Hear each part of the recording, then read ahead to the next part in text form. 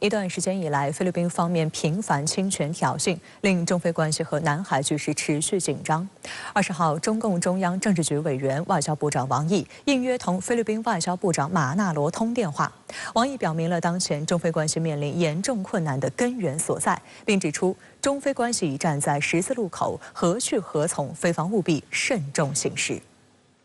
王毅在通话中表示，当前中菲关系面临严重困难，根源在于菲方改变了迄今的政策立场，背弃了自己做出的承诺，不断在海上挑衅滋事，损害中方的正当合法权利。王毅指出，中菲关系已站在十字路口，面临何去何从的选择，菲方务必要慎重行事。王毅奉劝菲方不要沿着错误的方向走下去，而应尽快回到正确的道路上来。当务之急是妥善处理和管控好当前海上局势。如果菲方误判形势，一意孤行，甚至与不怀好意的外部势力相互勾连，继续生事生乱，中方必将依法维权，坚决回应。 深圳卫视注意到，王毅首先就点出，菲方改变立场、背信承诺，是当前中菲关系面临严重困难的根源所在。实际上，菲律宾背弃了诸如拖走非法坐滩仁爱礁的破旧军舰，以及与中方妥处海上分歧等承诺，而这反映出的就是菲律宾改变了对华政策立场，而菲方还不断地在黄岩岛、仁爱礁附近海域滋事，正在损害中方的正当合法权利。为此，王毅用十字路口这4个字形容当前的中菲关系，警告菲律宾必须要慎重行事。这一警告也是对菲律宾总统马克思日前声称菲律宾与中国双边关系现在走错方向的回应。21号的中国外交部记者会上，法新社记者针对王毅外长十字路口、慎重行事等相关表述提问，为什么中方对菲表态有如此大的变化？外交部发言人汪文斌建议这位记者首先认真看一看中方发布的消息稿。我认为你关于中国在有关问题上的态度的有了很大的变化，这种解读是完全错误的。汪文斌强调，对于同周边邻国存在的海上争议，中方立场是一贯明确的，没有任何变化。中方坚持通过对话协商妥善管控争议的立场没有变，和菲方一道落实好双方以往达成的谅解和共识的态度没有变，同包括菲律宾在内的东盟国家共同维护南海和平稳定的政策没有变。当然，中方维护自身主权和正当权益的决心也不会变。希望菲方理智抉择，遵循邻里相处的有效之道，和中方一道妥善处理和管控好当前海上局势。王毅非常明确地阐明了中国的立场，确实分量很重，对这个菲律宾近期所采取的一些举措进行了严重的警告，批驳了菲律宾他选错了方向，引导菲律宾要重回正轨，在南海问题上应该回到原来的轨道上来。王毅说的这个话的话，非常明显的，第一是警告，第二是引导。王毅在通话中还告诉菲方，当务之急是妥善处理和管控好当前海上局势。中菲是一衣带水的邻居，对存在的争议应该商量着办。这不仅是邻国之间行之有效的相处之道，也是中菲关系得以转圜的有效经验。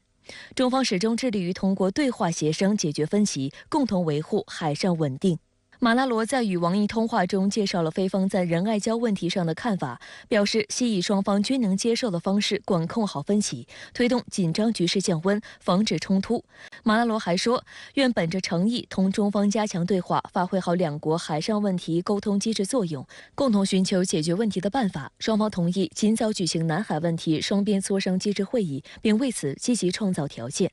深圳卫视注意到，就在中菲外长此前通话前一天，外交部发言人汪文斌就表示，中方愿同菲方通过对话协商妥善管控分歧，不会关上同菲方对话接触的大门，希望菲方把对话协商妥处分歧的承诺落到实处。在中方表明态度后不到24小时，菲律宾外长就主动打来电话。有分析认为，中菲关系之所以再次急转直下，其实就是马克思政府没有务实处理对华关系。在此次中菲外长通话中，同意尽快就南海问题举行双边磋商，这在中菲关系持续紧张的当下，释放了较为积极的信号。不过，在上海战略学者赵宗九看来，菲外长马纳罗更多的是外交司令，其中很多话都是耐人寻味的。你比如说，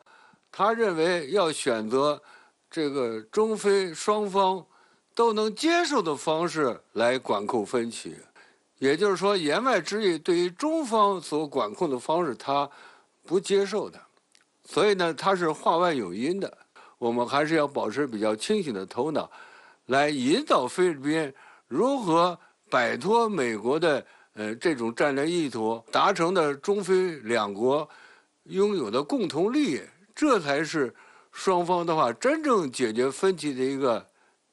职责所在。外界注意到，在南海问题上，菲律宾军方态度十分强硬。11月28号，菲防长特奥多罗在接受马尼拉报采访时放出狂言，声称所谓中国正在逐步阻碍菲律宾子孙后代的生存空间，这是菲律宾政府绝不能容忍的现象。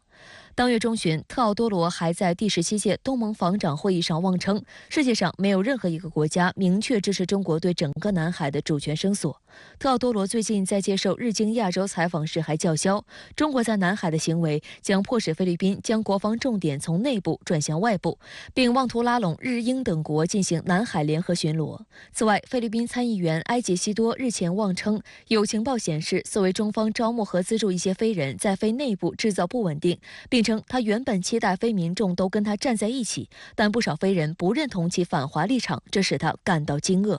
20号，中国驻菲律宾大使馆发言人指出，一段时间以来，菲方个别政客和官员出于个人政治私利，无限放大和炒作中非海上争议，大肆攻击抹黑中国，打压主张中非友好的人士，甚至鼓吹地区和世界战争。这些极不负责任的言论推高南海紧张局势，毒化中非关系氛围，破坏双方通过外交对话解决分歧的努力。发言人指出，中国历来奉行不干涉别国内政的原则，所谓中方利用非人在非内部制造不稳定的指责，纯属无稽之谈。如此恶意编造的情报从何而来？是何居心？令人警惕。我觉得，这个菲律宾防长所讲的话，实际是菲律宾总统的一个代言人。他这个讲话是具有煽动性的，要煽动其他一些国家呢加入菲律宾搅局的这样一个阵营。在这点上，用心是非常险恶的。我们要保持高度的警惕。值得注意的是，菲律宾屡屡在南海问题上挑衅滋事，侵犯中国主权，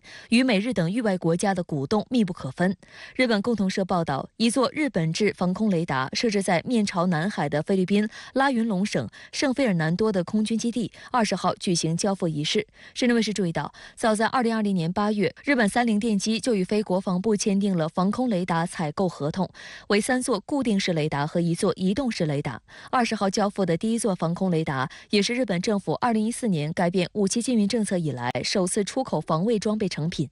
值得警惕的是，这座防空雷达的部署地点距离中国黄岩岛约300公里。菲防长特奥多罗还向媒体强调，这是战略位置，并透露雷达能探测到约550公里远的空域目标，存在与日本等友好国家共享所获信息的机制。日前在东京召开的日本东盟特别首脑会议期间，日菲双方还启动互惠准入协定谈判。分析指，一旦协议签署生效，日本自卫队与菲军将会更加方便地进行共同训练。日本还可能在菲律宾轮流派驻陆海空自卫队，利用与菲军事合作借船出海，实现其国家与国防正常化的野心。而日本与菲缔结 RAA， 强化与菲防务合作，也显然意在构建基于美日同盟的美日菲防务合作，为搅局南海打开方便之门。日本的话呢，它实际上插手南海事务，和菲律宾和这个美日菲3国搞这个小团伙，它要显示自己在地区问题上的政治和地区大国的这样一个角色。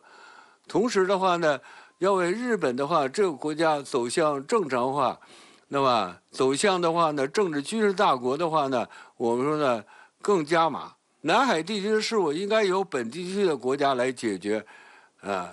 制止的话呢，一些域外国家插手南海事务来搅局。所以在这里，我们觉得军事上要显示的第一是决心，第二是能力，要通过能力的显示来震慑域外国家的话，不敢轻举妄动。